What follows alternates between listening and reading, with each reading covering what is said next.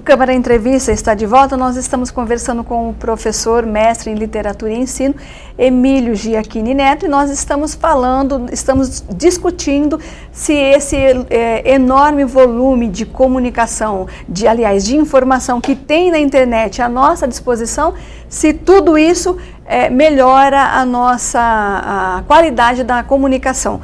A gente estava falando que internet, né, que quando se trata de internet não existe essa noção, fica diferente essa noção de periferia e centro, não existe mais essa noção, tudo está interligado, tudo é uma coisa só, né, Emílio? Exatamente, cabe aí ao professor, ao educador, guiar os passos do aluno, né? Explicando, tentando realmente montar ali uma agenda. Então você passa 3, 4 horas por dia na frente do computador, então vamos, 1 hora você vai ficar trabalhando com entretenimento, 1 hora nós vamos dirigir então uma pesquisa que previamente já é delimitada em sala de aula, então a gente passa a relação de bancos de dados confiáveis, vamos buscar coisas desconhecidas, conhecer novas culturas, então entrando em contato com bloguistas, né, ou blogueiros, as duas palavras são utilizadas na internet, depende da língua portuguesa do Brasil, de Portugal. Então, entrar em contato com pessoas de outros países, trocar informações. Dentro das minhas aulas de língua portuguesa, às vezes a gente trabalha com linguagens específicas, como a linguagem do videoclipe. Eu tive alunos que conseguiram fazer uma montagem muito interessante de imagens captadas na internet e algumas que eles próprios captaram a partir do material semiprofissional deles. Trata-se de o William e o Diego, esses alunos, eles lançaram um videoclipe não oficial de uma música chamada Criminal, uma música da Britney Spears. Eles conseguiram lançar isso e tiveram, eu não me lembro se foi 7 mil acessos, 10 mil acessos, porque ela lançou o single sem lançar o videoclipe.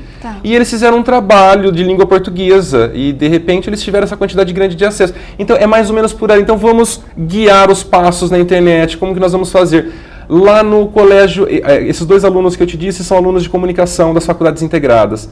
No Colégio Academia, recentemente, nós fizemos um vídeo documentário sem pretensões de um documentarista. Fizemos um vídeo documentário com alunos de 16 anos, o 2º ano do ensino médio, captando imagens também pela internet, ou seja, utilizando a internet para construir o conhecimento. Já que a gente está falando em sala de aula, você é favorável ao uso do celular dentro da sala de aula? Porque algumas escolas proíbem. Eu era contra. Há uma discussão, você era contra? Eu era contra, não sou mais. Igual o Paulo Freire, né, falava, nós somos seres inacabados, né? O inacabamento é o que mostra o ser. O que você pensa? Por que você era contra e por que mudou? Eu era contrário antes à instalação de câmeras dentro de sala de aula, eu era contrário à utilização do celular, mas eu comecei a ver isso de uma forma mais positiva, não encarar a parte negativa apenas da tecnologia. É claro que durante a sala de aula, quando o professor trabalhar com conteúdos, o aluno não pode ficar ali no Facebook ou nas redes sociais. Mas por que não colocar uma aula no colégio para trabalhar com essas questões de internet, para ensinar? Cada professor pode fazer isso dentro da sua aula, mas se o aluno tivesse um horário específico para isso, com profissionais das mais diversas áreas, filósofos, sociólogos, professores de história, de geopolítica, no caso da geografia, professor de português, pessoas mesmo da área de informática, seria interessantíssimo, porque o aluno aprenderia a fazer pesquisa de um modo mais intenso, ele aprenderia a produzir e disponibilizar na internet as suas produções escritas e visuais de uma forma mais reflexiva, como o Roland Barthes falava, de uma forma verticalizada e não daquela forma horizontalizada como eles fazem. Hoje eu sou a favor da utilização de celular dentro de sala de aula, não deliberadamente em todas as aulas. Existem alguns projetos em escolas em São Paulo e já aqui em Jaú nós já temos algumas escolas que estão pensando em implantar isto no próximo ano. Agora neste ano, 2013. Você acha que haveria um resultado melhor usando o celular para acessar essas novas mídias que a gente tem à disposição? Porque você está usando uma linguagem que é natural para eles. Em vez da proibição total do celular, o aluno poderia utilizar o celular em alguns momentos determinados da aula. Isso seria bastante interessante. E eu não fiz ainda essa experiência que eu vou relatar para você agora, que eu estou pensando. Olha, seus alunos ficarão ligados para o que você quer fazer. Já vai acontecer em breve. Eu quero selecionar, por exemplo, se uma turma... Primeira mão para eles aqui. Se em uma turma eu dou 2 provas, então uma prova vai ser tradicional. Numa outra, eu vou fazer algumas questões, menos questões bem mais reflexivas. Eu posso até guiar os sites que esse aluno pode entrar. Porque eu quero que ele fale sobre o existencialismo, mas ele vai ter que correlacionar um quadro do Francis Bacon, pós-guerra, com um trecho de um conto da Clarice Lispector. Eu posso até passar para eles todos os sites, todos os links. Daí ele vai ter de ler. Exato, daí ele vai ter de ler e em 1 hora ele vai ter de deconstruir o conhecimento dele. É assim que o professor pode deixar de reclamar e tentar... também aprender como, porque não existem respostas. Então nós podemos... Existe um pedagogo brasileiro, Silvio Galo, que ele tem um livro chamado Pedagogia do Risco. A pedagogia do risco não quer dizer que as mães não precisam ficar preocupadas, os professores não vão fazer experiências com os filhos delas. Mas a pedagogia do risco mostra pessoas que fizeram experiências durante o século XX, final do XIX e o século XX todo, e experiências que deram certo. Então mostra a Escola da Ponte em Portugal. Então nós temos a escola da Sabina Spielrein na Rússia, que foi fechada pelo Stalin, e o filho do Stalin, na verdade foi fechada pelo sistema comunista do Stalin, mas o filho do Stalin estudava na escolinha da Sabina Spielrein com um nome falso, ou seja, o próprio Stalin confiou a educação do filho dele àquela escola.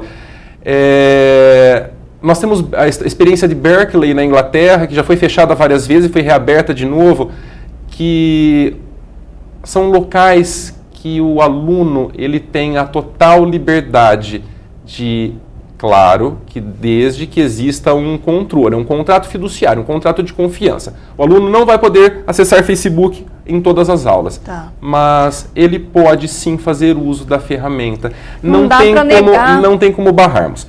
Enquanto ela atrapalhar a aula, ela não deverá ser utilizada, mas eu estou tentando, e muitos professores também, disponibilizar, deixar com que os alunos utilizem a internet e fazer com que isso agregue conhecimento, agregue valor à aula e traga conhecimento para o aluno, enfim. Mesmo porque não dá para a gente negar que com o uso do celular eles vão poder acessar vários links, coisa que eles não teriam talvez de repente todo esse material disponível na biblioteca e se tivesse não daria para que todos usassem ao mesmo tempo. Eu acredito que muitos deles nem dormiriam direito à noite se eles ficassem sabendo, amanhã vai ser a prova que nós vamos fazer com o smartphone.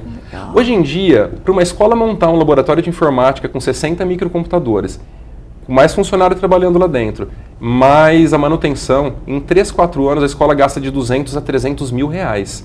Hoje em dia vale muito mais a pena, se o aluno não tiver o seu tablet, vale muito mais a pena, não precisa ser o iPad. Quando ele se matricula, a escola pode dar aquilo para ele, ela cobra na mensalidade, custa barato hoje em dia, 200, 300 reais, com memória, com uma quantidade menor de memória. O aluno está pagando aquilo, coloca alguns pontos ali de acesso de internet sem fio, quer dizer, cada aluno é o seu próprio laboratório de informática. Muitas faculdades já desistiram de laboratórios de informática. Isso é o futuro na nossa cidade e região também.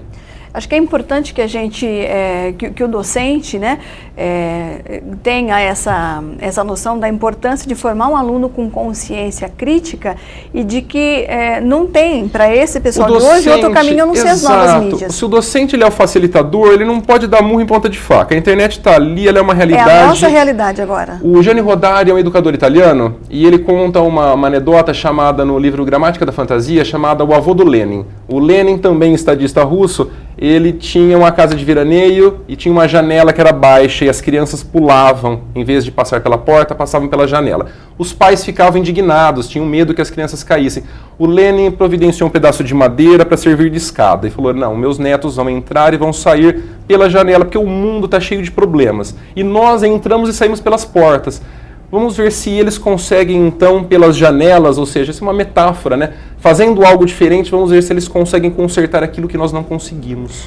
Nosso tempo está quase acabando, mas eu quero fazer uma última pergunta. Fique à vontade, se eu for estourar, você pode me cortar.